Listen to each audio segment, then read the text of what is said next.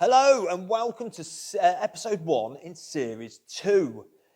So the episodes in this series that I've explained before, these are going to be more teaching ones that you can listen to, go away and start implementing stuff or finding out a bit more information that's more specific to you.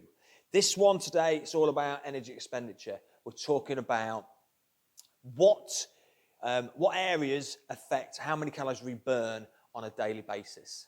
And at the end, I'll then explain exactly what that means and how you can use that information to get the results you want.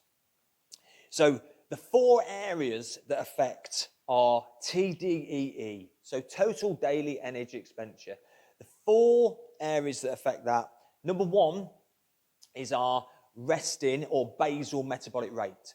So this is the number of calories our body needs to perform basic life-sustaining functions. So these are processes that just keep us alive. And this takes up, believe it or not, 50 to 70% of our total calories. Our total calories a day, 50 to 70% of those calories are made up of our basal metabolic rate. Now, metabolism, let's just quickly go over metabolism just to give you a heads up on that. Metabolism is the combination of chemical processes that are needed to sustain life, which include breathing, pumping blood around the body, so our circulatory system. It involves cell repair, cell building, and also digesting of food and eliminating waste products. So all of those things are part of our metabolism. Now, our basal metabolic rate is all that, but doesn't include eating and doesn't include any kind of activity. So it's the calories, calories needed just to sustain life. If you imagine us lying in bed, not moving, doing nothing, it is pretty much our basal metabolic rate or our resting metabolism that is just keeping us alive. That's what that is. And they did some research. This blew my mind. Bearing in mind, I think I did my first nutrition course, my first weight management course, a good 20 years ago, a good 18 to 20 years ago. And even up until the last few years, we were of the understanding that your metabolic rate slowed down as we aged. And rightly, people were thinking, especially those that struggled with body weight, struggled with losing body fat, they would say, I'm struggling because I'm getting a little bit older, I've got a slower metabolism. But there was a massive study done in August 2021, and it should blow your mind. As far as I'm aware, it's one of the biggest studies ever conducted. There was over 6,500 participants in this study. There's actually 6,421. 64% of those were women. But that's a massive study. And what it was, though, it was multiple study groups that took place over 29 countries around the world. And they basically pulled all the stats and all the data together. A guy called Ponza and his team of scientists. So basically, they took nearly 6,500 people and they tested their metabolic rate. And these participants ranged from week-old babies all the way up to people in their 90s. And I was unaware of this, but the gold standard of testing somebody's metabolic rate is what's called the doubly something method. I can't read my own handwriting. The doubly something water method. That's annoying, isn't it? Oh, that's so annoying. The doubly inbound. I'm going to find that out. Right, let's pause this now.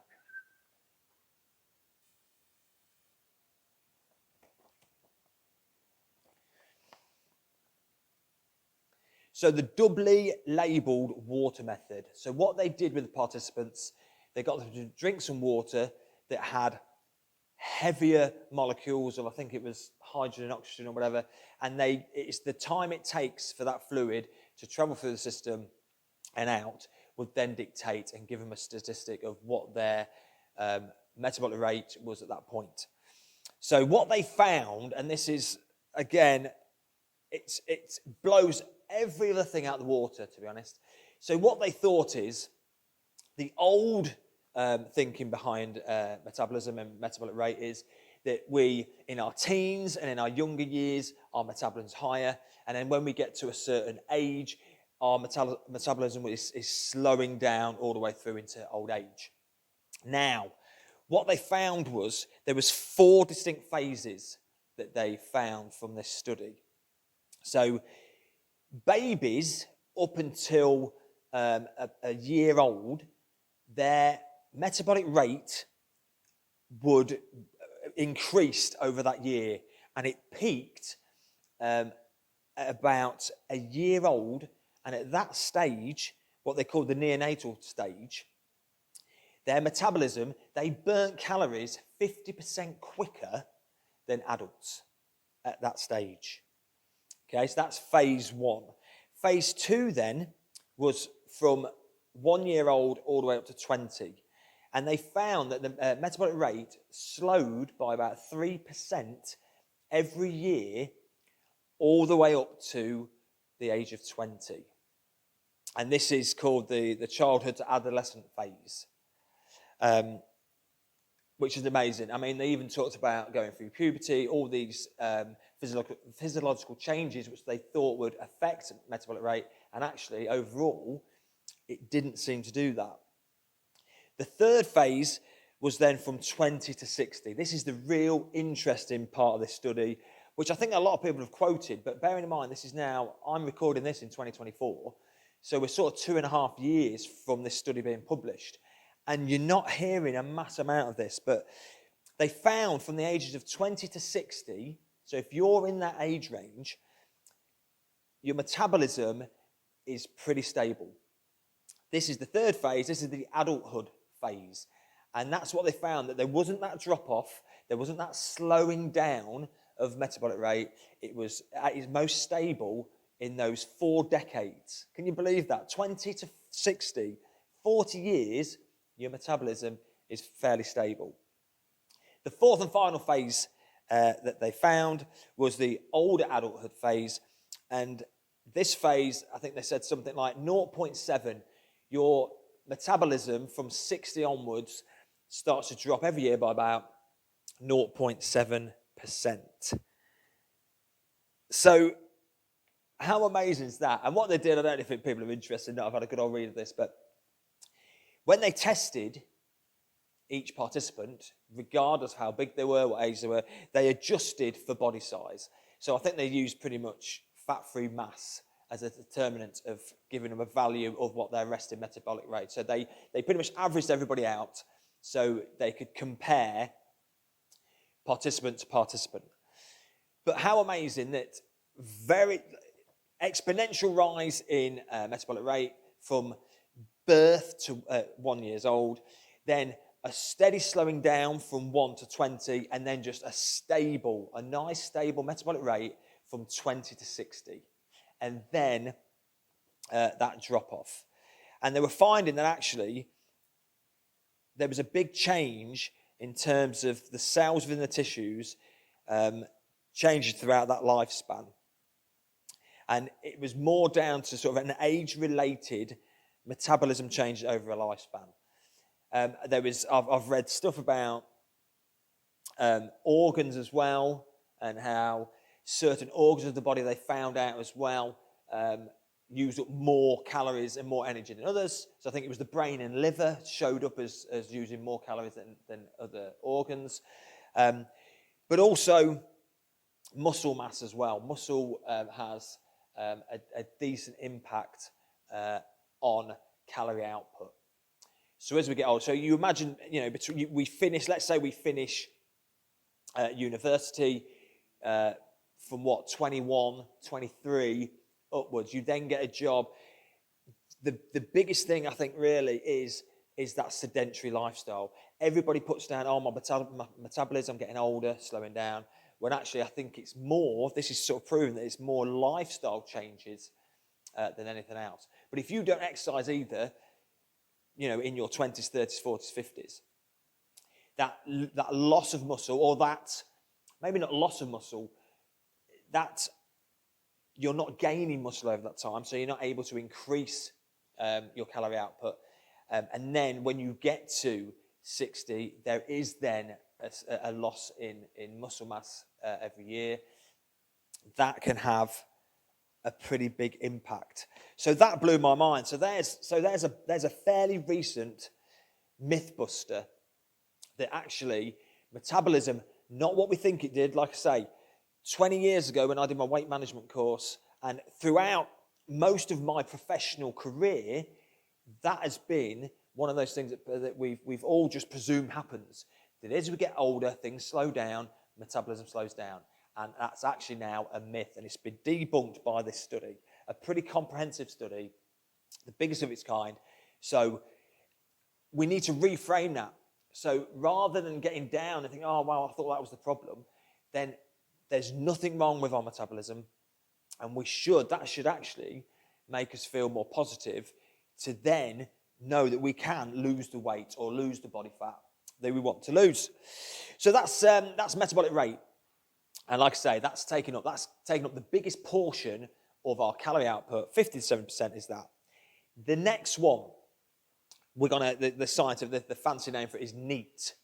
NEAT takes up around about 15% of our overall calories that we burn per day. NEAT is our non-exercise thermogenesis, and it's energy we expend through everything that isn't sleeping, eating, or exercise. So go back to the example of us just lying in bed doing nothing. So lying in bed, not moving, doing nothing, that is practically, we're just surviving. That's our basal metabolic rate or our resting metabolic rate. Once we get up and out of bed, from sort of sitting up to standing up, everything in between, sleeping to exercise, that's our NEAT, not including eating. So non-exercise thermogenesis. So that takes up 15%. So again, in terms of somebody who would like to increase their calorie expenditure, increase that turnover, that's a big chunk. That is 15% of your overall calories come from that. So that's why, and it's quite popular at the minute, is getting those steps in. But just spend a bit more time on your feet. Less time sitting down is the big thing for this. But you can really increase your turnover through increasing your movement. The next one, believe it or not, is still not exercise. The next one out of the four is what's called TEF. So this is your thermic effect of feeding. So this is the amount of energy required to digest, absorb, and to metabolize that food and turn it into energy, turn it into nutrients to fuel and feed the body. So it does take energy to eat food. There's a certain amount of energy that's required to eat and digest the food. And I'll probably do another episode on this, go into a bit more detail, but there's different types of food that take a little bit more energy to digest than others. But that takes up 10%. So we've got sort of 50 to 70% is your resting metabolic rate. Next one is NEAT, your movement. That takes up 15%, and then your thermic effect of food is 10%. And then the fourth and final area where your body uses of energy is exercise. So exercise, or EAT, E-A-T, exercise activity thermogenesis takes up 5% of your total amount of expenditure. So it's not a massive amount. So going back to what I was saying earlier, if your main goal is to lose weight or your main goal is to lose body fat, you need to create a deficit. A great way of creating a deficit is to up your calorie output. But if you're throwing all your eggs into the exercise basket, it is not the most efficient way of doing it, because the calories overall the calories it makes up is fairly small. You really have got to be taking part in real big endurance style exercise, real sort of marathon events, loads of cycling. You've got to be going out for at least, I don't know, sort of an hour plus every time and burning some serious calories. We're talking, burning a good 1,000 calories or more a time to have any sort of effect on weight loss and fat loss. And don't get me wrong, I've had clients in the past. I've had a good friend of mine who is a client of mine who has done quite a lot of cycling challenges. So he's gone down to London and done a 100-mile cycle around London. I think he's done a London to Paris type cycle ride. And with the amount, they're doing 50, I don't know what it was exactly, but 50, 60 miles a day. So you're training to get you up to the fitness level to be able to do that. He was going out on his bike for hour and a half, 2 hours a time, if not more. I think he was doing a couple of shorter rides, a bit like marathon training, a couple of shorter rides and a long ride at the weekend. But the calories he was burning was an amazing amount. He was burning, 2 or 3 days worth of calories in that. But the thing is as well, it's not sustainable. So you've got to look at that, and we'll discuss this in other episodes, but you can't, unless you are some kind of athlete like that, which gets a lot of their calories or burns a lot of calories through exercise. Most normal, he says in speech marks, most normal people who just, like to do a bit of a HIIT session at home or like to go to the gym for sort of 4 or 5 minutes a couple of times a week, you divide those calories that you've burnt in that exercise session, divide it by 7 to get a nice average. It's not going to be much more than a couple of biscuits.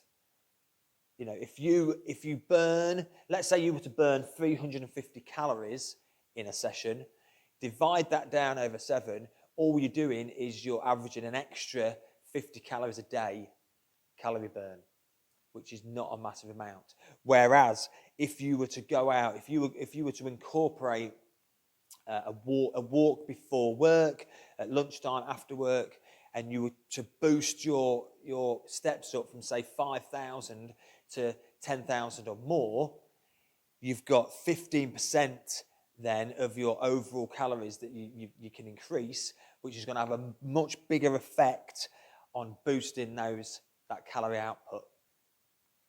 So they are the 4 areas that make up your total daily energy expenditure. From there, I just think it's a really good starting point, regardless of what your goals are. But if it's a weight management goal, if you're somebody that wants to lose weight, lose body fat, or even I've chatted to people in the past that actually struggle to put weight on, then knowing where you are at with your calories out, your calories expenditure, will make it a little bit more easier to work out where you need to be in terms of creating a deficit for losing or to be in a surplus for gaining.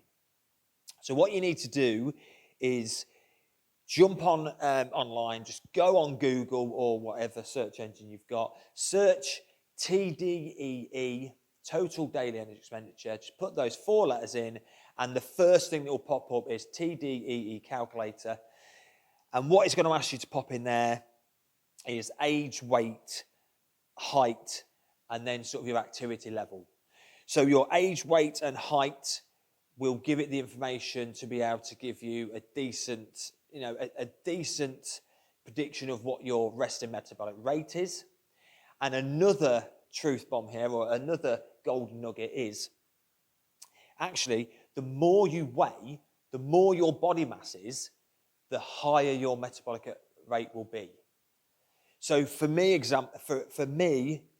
for example, whatever my resting metabolic rate is now, if I was to lose, say, a stone, I've got a stone less mass, and it takes less calories to keep that smaller body alive. So my resting metabolic rate will have come down.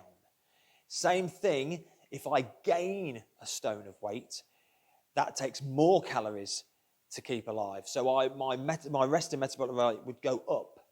So all the people that are in a position where they feel like they're overweight and they want to drop weight, again, in terms of if you're between 20 and 60, your metabolism is pretty much steady anyway, but actually your metabolic rate is higher than you think at a heavier weight. So for me, the positive and the excitement there is you're just ready to burn. You'll burn more calories at a heavier weight, moving around, getting your NEAT, your non-exercise activity thermogenesis, but also exercise. I know we've just said that exercise is not a great way, a sustainable way to lose weight, but even exercising, you'll burn more calories exercising at a heavier weight than a lighter weight. So yes, put in your age, weight, and height. That'll give them your predicted metabolic rate, your resting metabolic rate. You then say how active you are, and what it does, whatever number it comes up for your resting metabolic rate, it will times that by pretty much what we call an activity factor. So the less active you are, the smaller number it times is that by. The more active you are, the bigger the number. So that will give you a ballpark figure of what you are essentially burning on a day-to-day basis. And you then, that's your starting point. If you want to lose weight, use that as your starting number and just maybe take, 10, 20% off that to get you into a nice deficit. And you should see the number on the scales dropping down. You should start losing body fat. If you're seeing actually over a period of time that nothing's happening, then there must be a discrepancy in that calorie output number. So it just means that it's not quite got that right, and you need to maybe just take those calories down. Same with gaining weight. It's the same premise, really. You need to consistently be in a calorie surplus. Just 100, 200 calories extra to whatever your total expenditure is on a day-to-day basis, and you should start gaining weight. And obviously, most people that want to gain weight want to gain lean mass, so it's muscle. So you want to be working out, you want to be lifting weights, and try and get into maybe a 100 to 200 calorie surplus. And it's consistency. If you fall off that and don't quite hit those numbers each time, then you won't be consistently putting weight on. Same with losing weight. If you're not consistently underneath your total energy expenditure, you're not in that deficit, and you're not going to lose weight. So I hope that all makes sense. If you require any further advice or you've got any questions from what you've heard today, then by all means, if you're listening on YouTube, just drop us a comment below. And if it is YouTube, please make sure you like this episode and you subscribe to our channel. If it's the podcast, feel free to find us on Facebook or Instagram. Drop us a message and we can give you some more advice. Look forward to speaking to you in the next episode. Take care.